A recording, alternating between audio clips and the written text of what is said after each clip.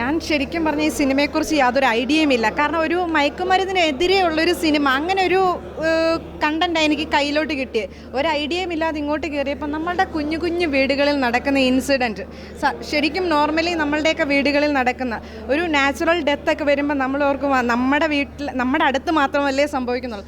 അതല്ല, യഥാർത്ഥത്തിൽ ആ ഒരു മദ്യപാനിയായ ഒരു അച്ഛൻ മരിക്കുന്ന ഒരു സീനുണ്ട്. അതൊക്കെ കണ്ടപ്പോൾ എൻ്റെ ഹൃദയം പൊടിഞ്ഞു പോയി. കാരണം ഒരു മയക്കുമരുന്ന്, അയാൾക്ക് ഉള്ളിൽ അച്ഛൻ എന്നൊരു ബോധം തീർച്ചയായിട്ടും ഉള്ളൊരു മനുഷ്യനാണ്.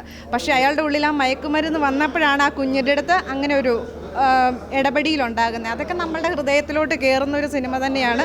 വളരെ നന്നായിട്ട് അഭിനയിച്ചിട്ടുണ്ട്. എന്താ പറയുക, ഒരു പരിമിതിക്കുള്ളിൽ നിന്നുകൊണ്ട് നിർമ്മിച്ചൊരു വലിയ ചിത്രം എന്ന് തന്നെ ഇതിനെ പറയാൻ സാധിക്കും. വലിയൊരു സന്തോഷമാണ് എനിക്ക് ഈ ചിത്രം കണ്ടിറങ്ങിയപ്പോൾ തോന്നിയത്. എനിക്ക് പിന്നെ ഒരു റിക്വസ്റ്റ് ഉണ്ട്. നമ്മുടെ നാട്ടിലെ എന്നല്ല, പത്തനംതിട്ടയിലെ ഞാനൊക്കെ എടുത്തു പറയേണ്ട ഒരു കാര്യമുണ്ട്. മലയാളപ്പുഴ അമ്മ എന്നുള്ളൊരു വിളി ശരിക്കും പറഞ്ഞാൽ അതൊക്കെ ഞങ്ങളെപ്പോലുള്ളവർക്കൊരു രോമാഞ്ചം തന്നെയാണ്. പിന്നെ അതേപോലെ തന്നെ പത്തനംതിട്ട ജില്ലയിലെ നല്ല എല്ലായിടത്തെയും നമ്മളുടെ മുഴുവൻ സ്ഥലങ്ങളിലെയും കൗമാരക്കാരായ എല്ലാ അമ്മമാരും അച്ഛന്മാരും അവരുടെ കുഞ്ഞുങ്ങളോടൊപ്പം തന്നെ, അതായത് ഒരു കുടുംബമായിട്ട് തന്നെ ഈ ചിത്രം കാണാൻ സാധിക്കും. ഇതിനകത്തൊരു അൺപാർലമെൻ്ററി വേർഡ് പോലും ഇല്ല എന്നുള്ളത് പ്രത്യേകം ശ്രദ്ധിക്കേണ്ട ഒരു കാര്യമാണ്.